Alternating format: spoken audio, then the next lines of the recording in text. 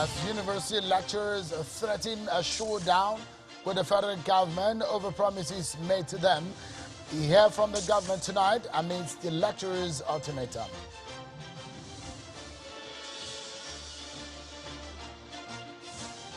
And Governor Samuel Autumn of Benue State says the idea of a consensus presidential candidate for the PDP is in the works.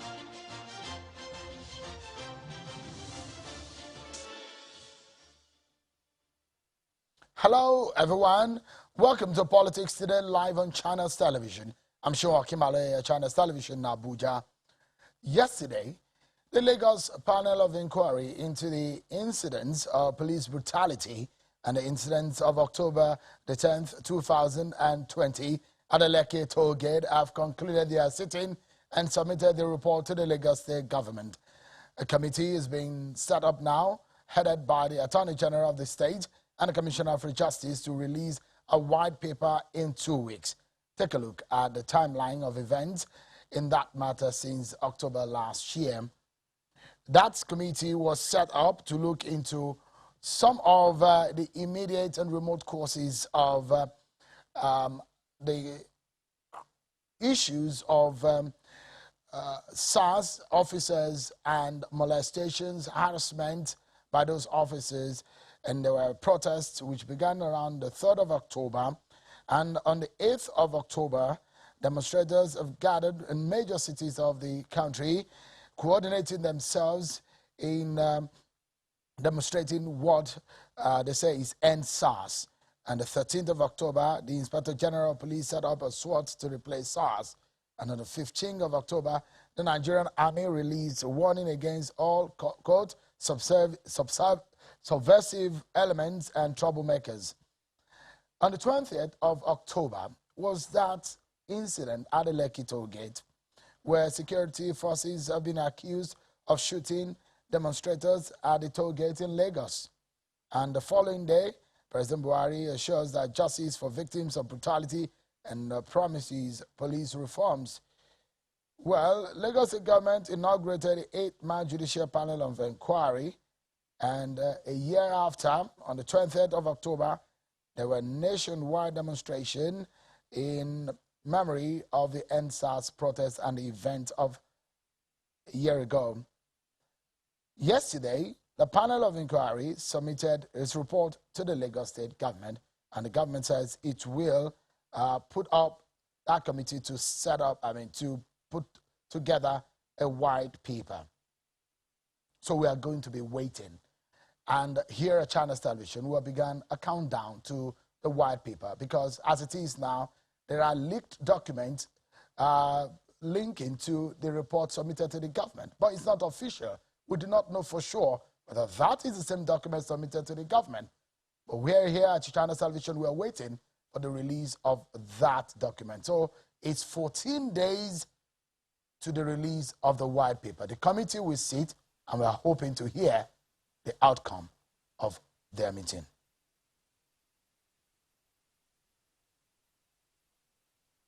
Let's tell you that the governor of Benue State, Samuel Autumn, says that the People's Democratic Party, PDP, will explore the same consensus candidate option it adopted during the National Convention in choosing the PDP's 2023 presidential candidate. Governor Autumn stated these at a news conference in Abuja, where he told journalists that the PDP governors have agreed to work together and rescue Nigeria from the ruling All Progressives Congress APC. According to him, the fall of the PDP in 2015 gave rise to the APC, and 6 years after, the current state of the economy and security is giving another opportunity for the PDP to come to the rescue. Take a listen to him.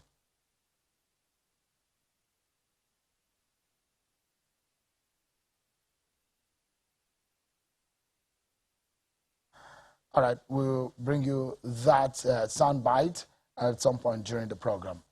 Well, let's check out some of your political roundup stories.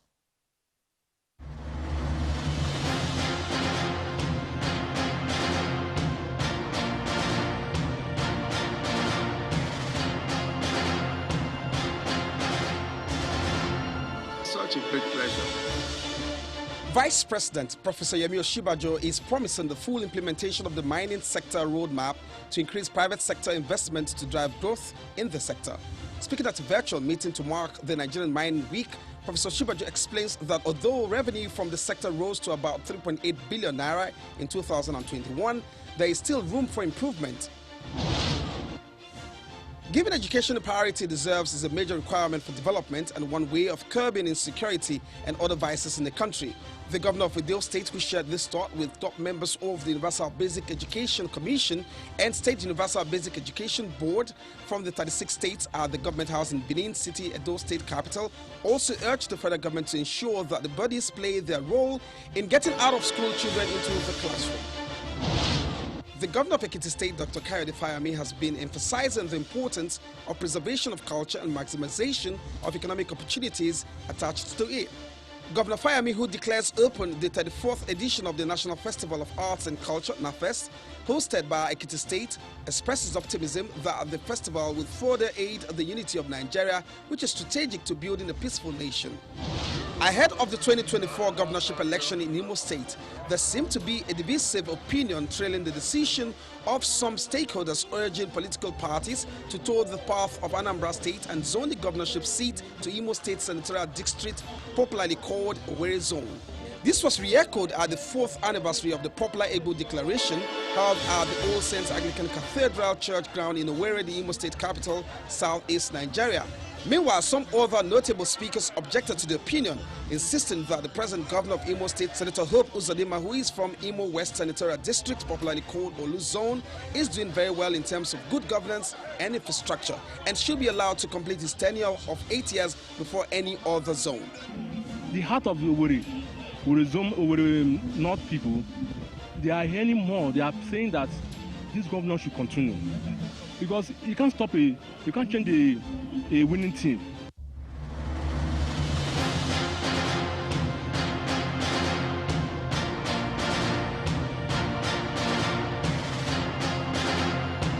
Thank you so much, everyone, for staying with us. So the Academic Staff Union of Universities, ASUU, yesterday issued a 3-week ultimatum to the federal government to address all issues in the December 2020 agreement. The ASUU president, Professor Emmanuel Osodeke, gave the warning yesterday in Abuja. He warned that the union might be compelled to embark on another nationwide strike should the government fail to implement the memorandum of action signed with ASUU prior to the suspension of the last industrial action.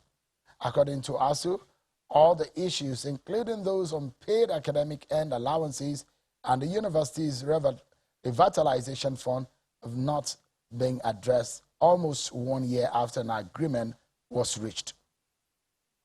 Yesterday we had the ASUU president on the program, and tonight we get the flip side. We get a response from the federal government. I'm being joined by the Minister of Labor and Employment, Senator Chris Igige, who joins us virtually. Thank you so much, Honorable Minister, for joining us tonight on the program. And let's get to it by first getting to know, have you gotten an official statement or official letter from ASUU indicating that they're going to go on strike should their demands not be met in 3 weeks?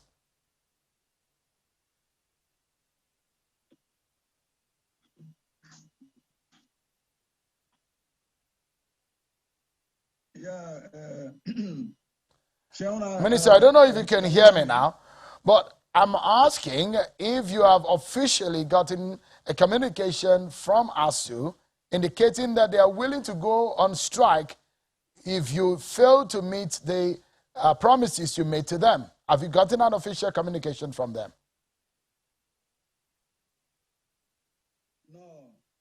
No, I'm still in the office and I'm working. As of till now, I have not gotten any communication from them. But so that is not to say that having seen them addressing press conferences and reading from the media that they have issued such an ultimatum, the government will not be proactive, or the Ministry of Labor will not be proactive, because one of the mandates of the ministry is to stem industrial disputes. So as far as we are concerned, we've hit the ground running, making contact with the real employers. The direct employers of university teachers are actually Ministry of Education and the National Universities Commission. So we have gotten in touch with them. Not only today, last week I was in touch with the Minister of Education, who is far away Berlin, and the other Minister of State, who was also away to the UK for the Green Energy Conference. So the truth of the matter is that ASUU has a right. They have a right to say they are not very happy, but at the same time, I have confirmed with the government side. I have been pushing all of them from the NIDA, which is the government agency which is responsible for approving their UTAS, and the Ministry of Finance, Ministry of Education, and the Executive Secretary for the allowances, which is not only for ASUU, but for all the unions, all the workers in the university system, and also the issue of the 30 billion for revitalization. The truth of the matter is that 2 weeks ago, I had pulled up everybody. So we look at the level of implementation. And at that meeting, the Ministry of Education and the NUC, the Executive Secretary, Professor Rashid, they gave us a report which ASUU themselves agreed to. And that is the situation. They have mapped out the universities for one, the end allowances, which they divided 75% to ASUU, and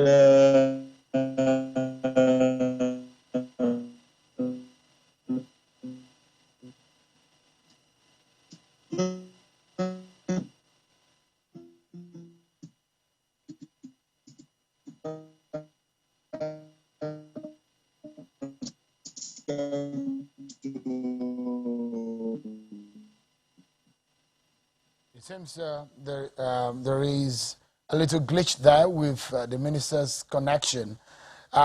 Maybe a breather, so we can hear what the ASUU president said at the press conference yesterday.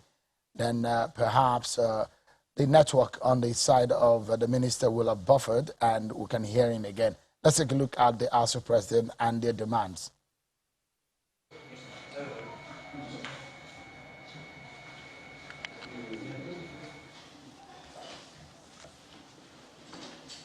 Within 3 years, the man could move from becoming lecturer 1 to becoming a professor.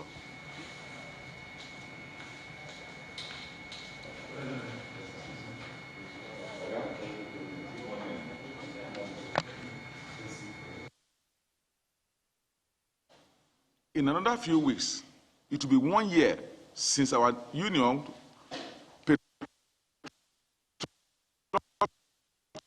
basically suspended the 9-month strike action occasioned by the federal government refusal to implement the 2009 agreement and the several MOU and MOA. You are all aware of this, that based on the agreement we reached the government in December 2020 and the promises they made, we suspended that strike. But unfortunately, as we speak so, virtually all the items in that MOA have not been implemented. So there you heard the professor, the president of ASUU. Minister, let's take it one after the other. First and foremost, you made promise that in October of last year, the revitalization fund was going to be disbursed. Has it been disbursed?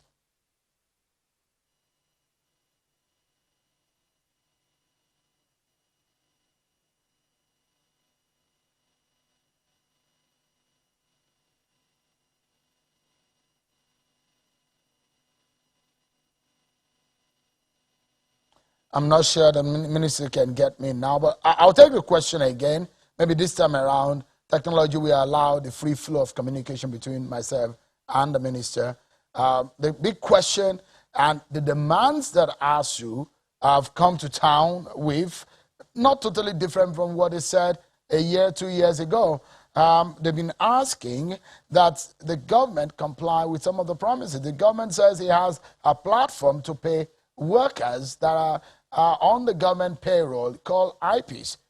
But they said that will not work for the university lecturers. So they came to an agreement and they said they have a platform that they can develop to, if the government is not going to pay them on that and they're not willing to be paid on that platform because according to them, it doesn't really work for them. So the minister is back now. Let me ask again, you made a promise, October last year was what you hope that you are going to make the revitalization fund ready.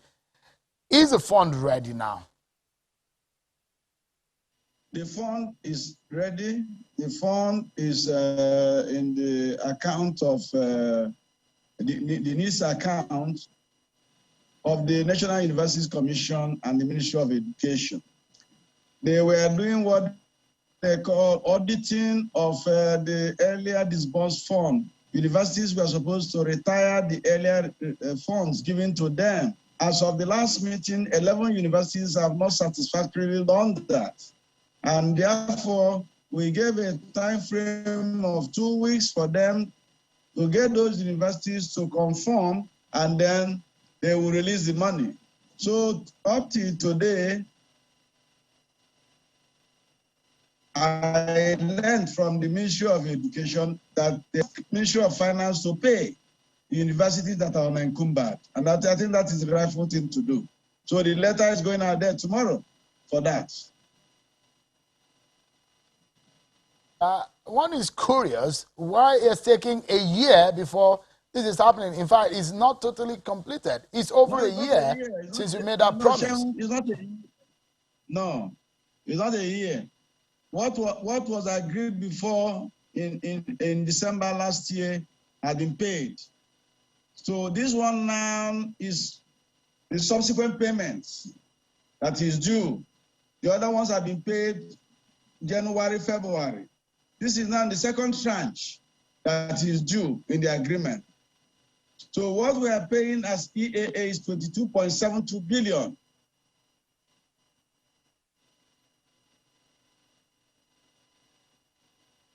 For this tranche is appropriated is already to Ministry of Education account.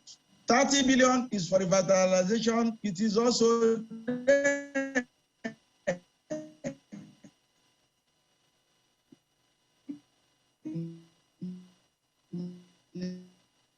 CBN account.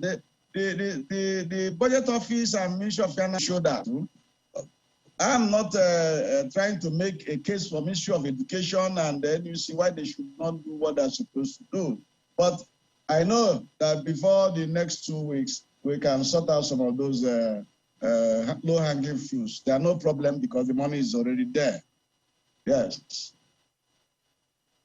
We can hold on to the promise you made, and we can keep disturbing you, Minister, because you are the conciliator between these unions and the federal government and the appropriate ministries, either the Ministry of Education or the Ministry of Health, as the case may arise. But in the case of the Ministry of Education, it does look like what you're telling us tonight is totally different from the position of ASUU or what ASUU, the information ASUU has. The university lecturers do not think that you have done anything between the last time you spoke with them and you made those promises and you shook hands with them and they were happy. They feel betrayed because after all those meetings, they felt the federal government is not sincere.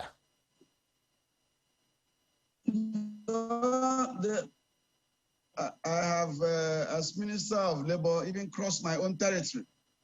I've done extraterritorial jobs to make sure that they satisfy their members. I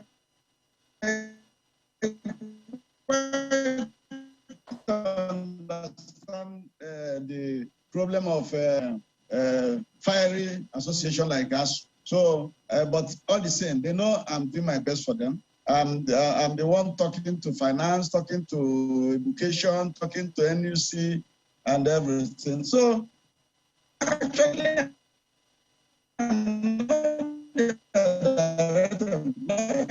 just trying to see if I can now be an enforcer of an agreement, but a conciliator. So that is it. Minister, there is a case that the lecturers are making, and part of it is the disappointment in the state of education in the country. And they're saying, look, if some of the people in government have their own words in the universities in Nigeria, perhaps they would have treated the case differently. This drag and this delay wouldn't have happened. And they question the seriousness of government in relation to some of these cases. For example, Minister, some of these lecturers are still being owed several months of salaries.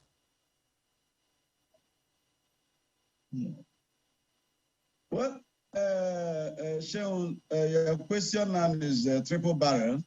You bring in the case of the quality and standard of our education system, then the issue of salaries, and then the issue of public officers not having their children go to school here. The state of education here is not anything anymore to cheer about. I agree. The standard has fallen. I agree. But education cannot be funded by government alone. I know that because I schooled here in Nigeria. I did my primary education here, secondary school education here, university education here in Nsukka and Enugu. And I did my postgraduate years outside the country. But I can tell you very simply that in other climes, education is not only done by government. So ASUU says they have some proposals they have given to the employers, and I think the employers are looking at that proposal because that's the only way out. The only way out is for us to give quality education to the people here, the type we received. And by the time we received that education was not free for everybody. It wasn't. In my university days, we had people who were on what they call indigent loan, people who are indigent. If your parents cannot pay the school fees, then you are called an indigent student, and you get a loan, repayable loan from the loan board. Then you have those who are on bursary, 50-50. You also pay back something, or you're bonded. You have people who are on scholarship. If you do an aggregate 18, which is A3 times 6, because aggregation is done on 6 subjects, from 18 to aggregate 6, you're on federal government scholarship, or even your state government scholarship. It's done that time. I enjoyed the federal government scholarship and left it to go into my East Central State scholarship, which was bigger in quantum of money and was even paying for books for us. So you could then see that we didn't leave education only for government. People were paying, and they were paying fees you can call appropriate fees for that time. Minister, if I apologize if I may cut in quickly. If I may cut in quickly, Minister, nobody is asking nobody's questioning government or raising issues about private-owned, established or privately owned institutions or universities. We're talking about the institutions or the universities owned by government. I'm not sure the last time you visited any of these public universities, these federal universities.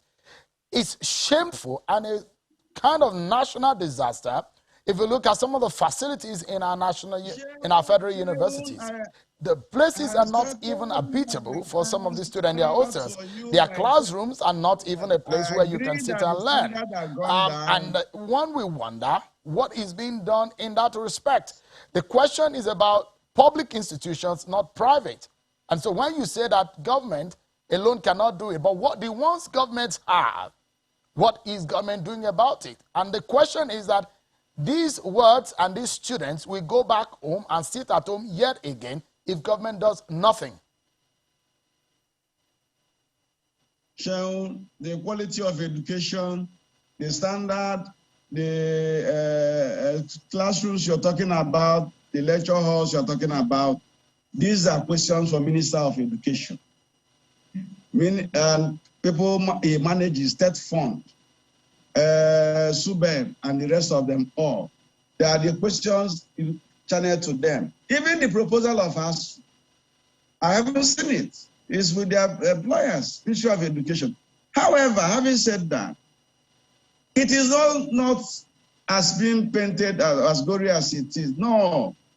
I have my children in public universities here. One of them has graduated in the university in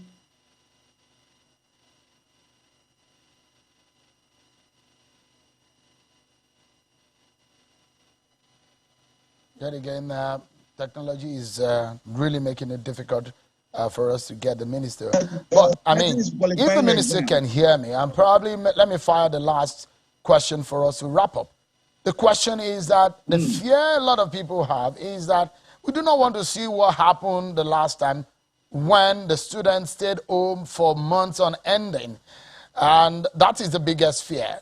So, with the lecturers threatening to go on strike, and nobody wants to see that happening. What are you going to give as a guarantee to Nigerians, who are millions of them who are watching right now, that that strike will not happen, and you're going to meet the promises and the demands of these lecturers? The strike will not happen. For one, I know that the funds to pay is there. And the Ministry of Education has assured me that by tomorrow, they will emanate letters to make sure that the disbursement reaches the account of the various universities. We're not paying the unions directly, so it will get to the university accounts.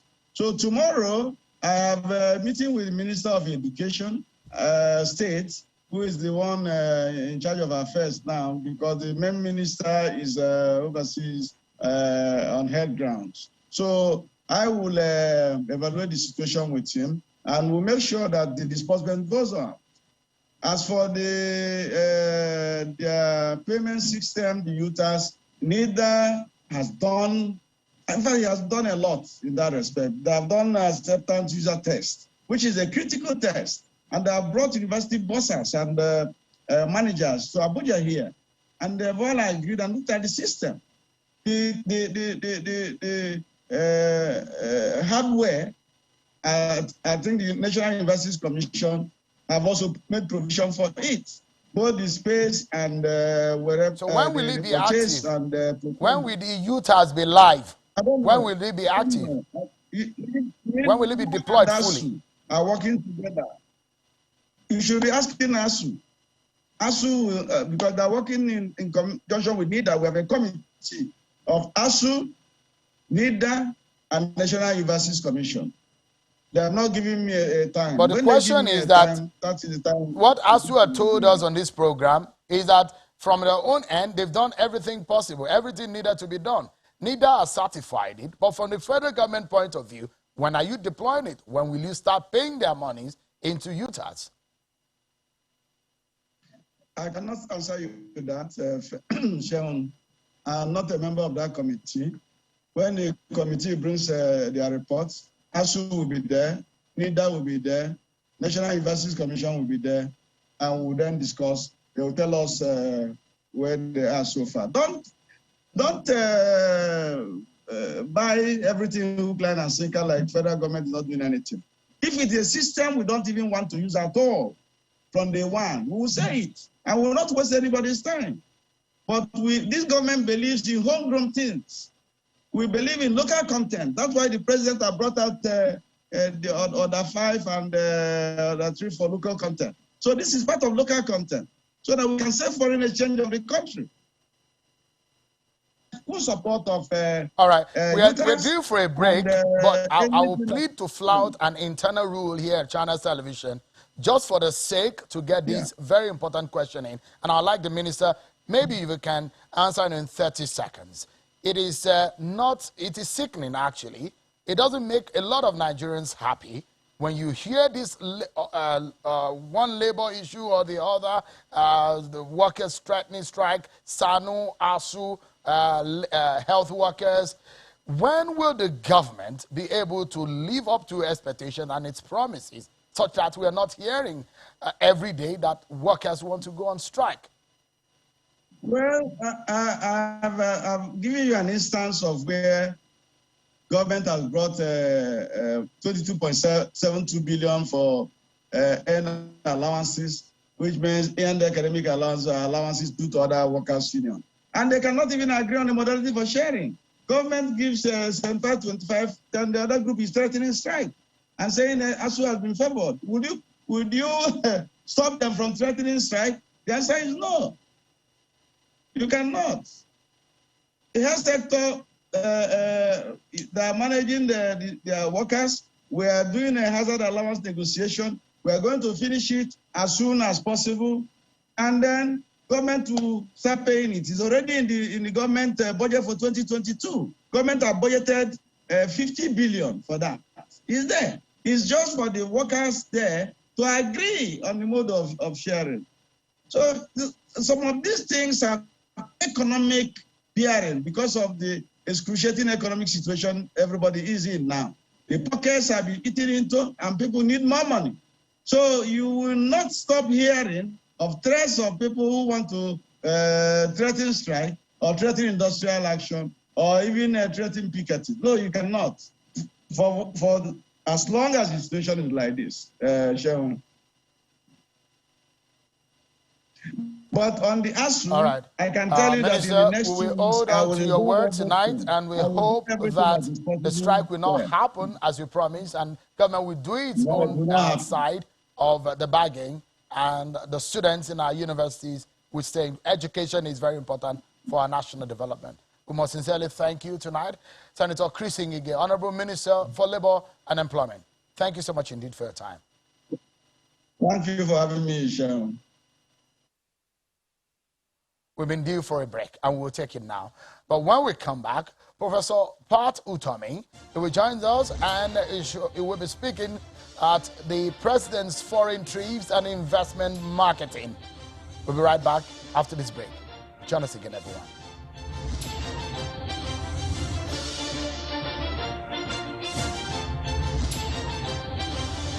Thank you so much, everyone, for staying with us. So President Muhammadu Buhari is back in Nigeria.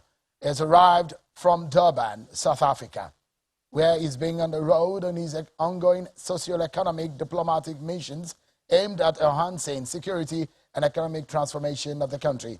The president has attended the inauguration of the second Intra-African Trade Fair 2021 and is conversing support for the implementation of the Free Trade Initiative, listing several benefits to the continent, including doubling trade in 10 years and reducing over-reliance on imports. Expectations are that the efforts in Durban will help in attracting to continental trade investment deals worth about $40 billion US.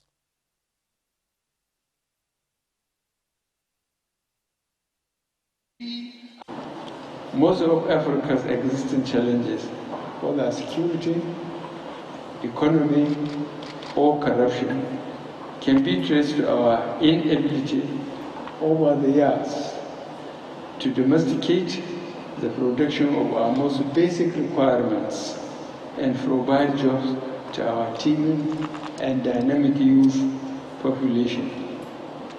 Under the African Continental Free Trade Area, we can double our African trade by 2030, reduce our reliance on imports, and therefore create more jobs within the continent. We cannot achieve this goal by talking alone. The implementation will be a difficult journey. But all challenges are surmountable if both public and private sectors collaborate. On the public sector side, governments must support local entrepreneurs to build scale and therefore improve productivity.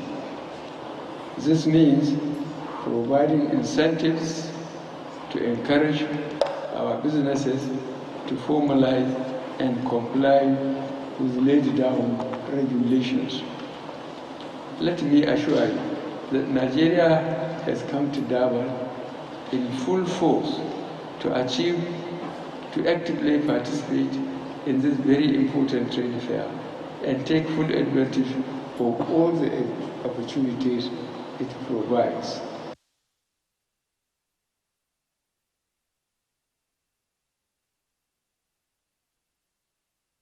That's President Muhammadu Buhari at a platform there in Durban, South Africa. Let's take the conversation forward. Professor Patu Tomi is a political economist and the chairman of the PAFRAC, the Pan-African Private Sector Trade and Investment Committee of the African Union, designed as a think tank for the heads of state on private sector policies with Afri-Exim Bank Secretariat. Professor Otomi joins us from Ikoyi area of Lagos. Thank you so much, Prof, for joining us tonight. The president has recently become the chief marketer of Nigeria for investment. He's been on the road across several countries to do this in the last few weeks. And we've heard and understand that this is not coincidental or this is not happenstance. It's actually deliberate. What's your view on that effort?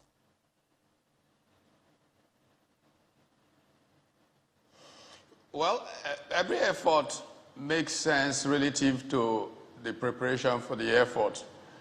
I think that marketing a country is a good thing, make it more attractive, but you know that the narrative, unfortunately at this point, is not great on Nigeria. Just yesterday, I was meeting with the Japanese ambassador to Nigeria in Abuja, and I was trying to raise a number of issues around investments in Nigeria. And we talked about the last TCAT and why, for example, Japanese companies are preferring to build cars, assemble cars, whatever, in Ghana or elsewhere. And, you know, he was very fair, very frank, and talked about challenges in doing business with Nigeria. The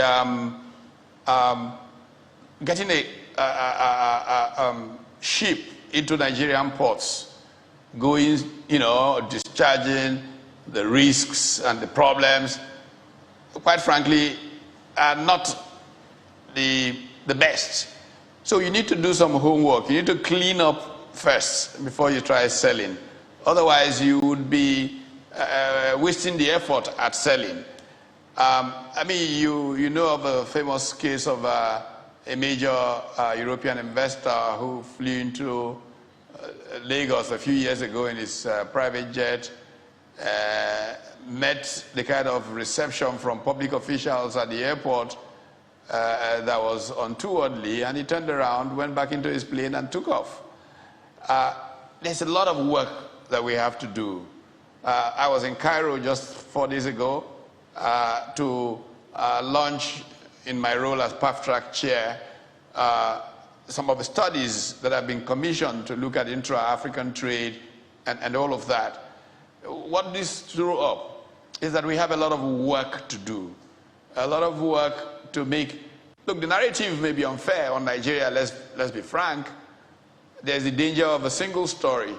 The story that is out there is Nigeria is you know, oh, Boko Haram, there's insecurity everywhere, and so on and so forth. It might be an unfair narrative, but that's the perception there. So if you're going to brand your country to make it more appealing to potential investors, the work begins at home. We've got to clean a number of things up. We've got to make the reception at the airport. I mean, I was teaching at Lagos Business School just about 2 weeks ago, a global CEOs program. And they were making fun of the Nigerian airports that they came through in Lagos. I mean, these are people from different parts of Africa, chief executives in Tanzania, in Kenya, in South Africa. And, you know, I feel very sad when this is the kind of feedback that you get. So we need to do work first at home before we try and sell something.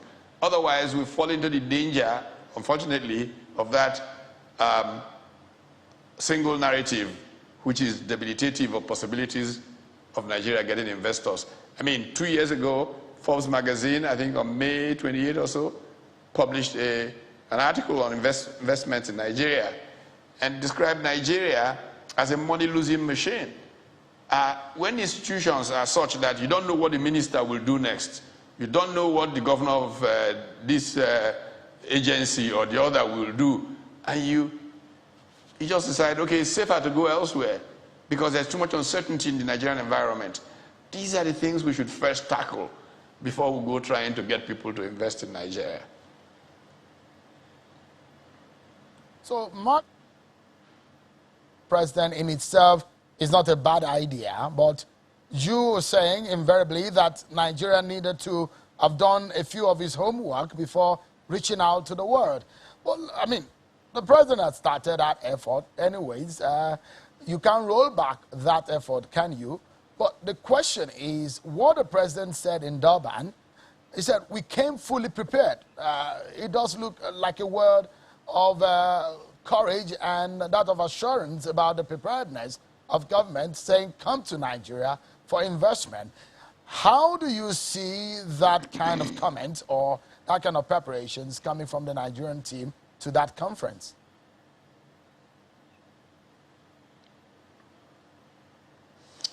I would like to see Nigeria fully prepared. I am always marketing Nigeria wherever I go and trying to break that danger of a single story. But the point remains that we have plenty of work to do. Intra-African trade is very important. The cooperation is critical. Look, if we're going to play in global trade, if we're going to create the jobs that we need to create in our country, we've got to be able to make things easy to aggregate across borders.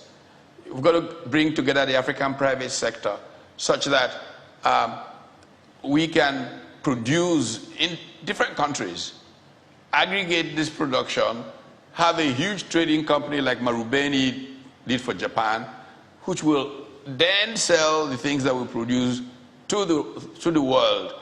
I mean, if you want a couple of small Nigerian producers to sell blue jeans, for example, to Walmart, it's not going to be a successful deal because Walmart will need 100,000 blue jeans every Monday morning delivered before 8 a.m. in a particular location in the United States and so on and so forth.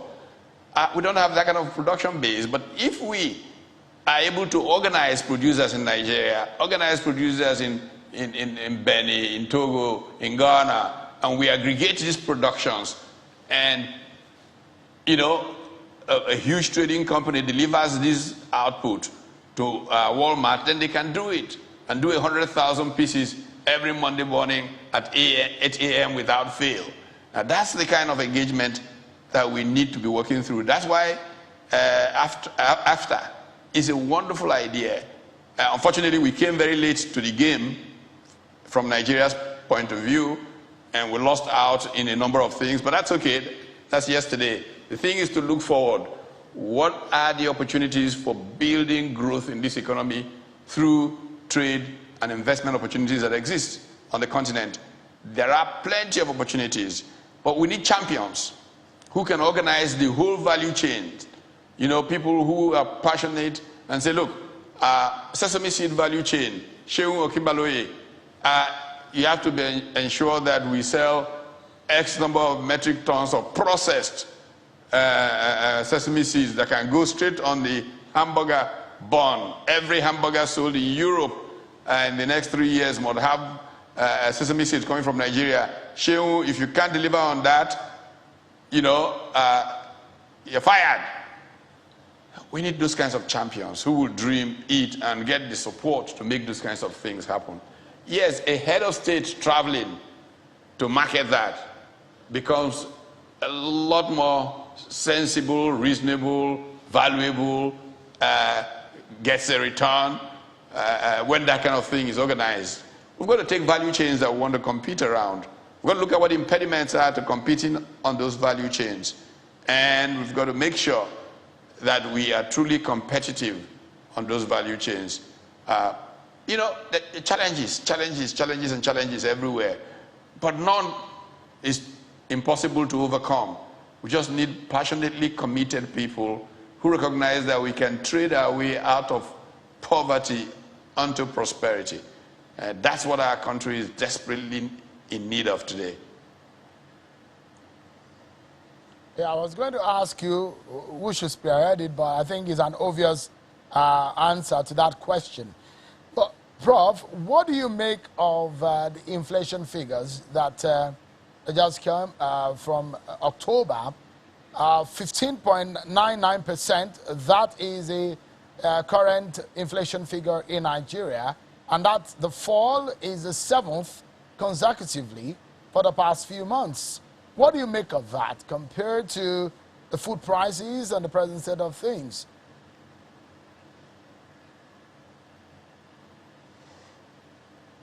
Well, you know, the two biggest things on Nigeria's import bill today is petrol and food. Incredible, because those are two things Nigeria should be exporting.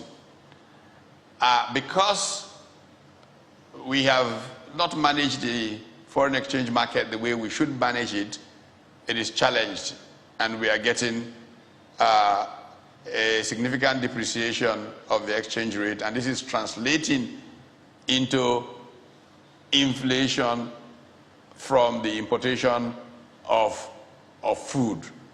And this is destabilizing the ordinary consumer. So it's good to throw out statistics and talk about movement in one direction or the other. The question is, how does the man on the street feel? The man on the street feels that his inflation is galloping away because his basket is skewed significantly in these survival times towards food. And food inflation is at a runaway level because of insecurity. We're not having enough farming. And you know what's even more frightening is that there's a lag from the scenario today to when it really truly kicks in. Because you're going to find a little down the line that the fact that we are not producing will increase the challenge of food price inflation in our country. And so we need to ramp up things in terms of producing. I hear that some numbers were thrown out about all the monies that are being put out by the central bank for agriculture and all of that, and they say there's a very little amortization rate for all that money on the one hand. On the other hand, most people who are really in agriculture are saying, we don't see any money. What are they talking about? It shows that our bad politics is kicking in again. People who are actually not producing are probably the ones getting these monies, and its impact is not being felt in ameliorating these inflationary pressures that are coming from the low level of agricultural output, which is why our food importation is rising and creating more and more problems. So, how do we facilitate production? How do we use clusters? Okay, there's insecurity around the country. Can we have protected areas where we make sure there's no insecurity? If we can't protect the whole country, there can be these clusters, these areas that are fully protected, and you can ensure that the agricultural inputs that go into those protected areas will lead to huge jumps in output. Again, I was at a Chinese facility in Abuja over this weekend where they are doing a dam. There's all kinds of agricultural output, and they have a school for farming. I mean, the Chinese are now teaching us how to grow yams, imagine. But that's what's happening because our research institutes have not been allowed to do what they should be doing. So the Chinese are trying to show us that we can produce 4 times the yield that we are getting from yam cultivation in our country. If such kinds of areas then get plenty of support and get protected in these clusters, then we'll get the kind of output of food that will ameliorate the rate of inflation as compared to what we see. A person who is dealing with the fact that he can hardly feed his family because of food price inflation wouldn't care a damn whether you say it has come down 7 months running and is now at 15.99 or whatever it is that it is. He just knows that he cannot buy food, that the money he has in his pocket is too small for what he needs to feed his family. That's the real inflation. Prof, quickly, I just have less than just about a minute. I'd like to drag you into politics. You leave economics for a moment, and it's about this debate on direct and indirect primaries. I know that back in Delta State, you participated in primaries, and at some point, the venue of the primary changed. I mean, you were in one venue. The venue has changed to somewhere else. From your own experience in politics, that is not completely correct, but the process was a farce anyway. Yeah, but okay. Shaun, later this week, I will hold a press conference to introduce direct democracy. Politics in Nigeria has been literally a criminal activity, let's be honest to ourselves. And Nigerian people, because of it, have given up on the political process. They don't believe in elections. They think that the whole thing is farcical. And the legitimacy crisis that has come from it is preventing our political process from being able to execute, to implement policies that will improve people's lives, because people don't trust the people in power. They always say, who elected them? So all this will change. We must make it change. And we begin the process this week when we announce using technology, a process that will enable us evaluate all people in public office, begin even recall of public officers. We will get an INEC list and get those voters to vote on their senators, to vote on their governors, and begin to ask them to use it to recall these people because they're not acting in their interest. Primary direct democracy. And we will see it play out in the next couple of months. All right. Professor Patutomin, political economist, thank you so much. It's indeed a pleasure having you talk to us tonight on the program. Thank you so much. You're welcome. All right. Just before we go, earlier on the program, I told you about the Lagos panel of inquiry into the incident of police brutality and the incidents of October 2020 at the Lekki toll gate have concluded their sitting and submitted their report to the Lagos State government. A committee has been set up, headed by the Attorney General of the state and Commissioner for Justice, to release a white paper in 2 weeks. So here at Channels Television, there are leaked pages of those documents, but we do not know for sure whether that's authentic or genuine. But we're waiting for the official one to come out. And so we started a countdown, and it's 14 days to the release of the white paper, waiting for the committee to begin their work, and we are hoping that the document will be officially released so the world will know for sure. 14 days, and the countdown starts here on Channels Television.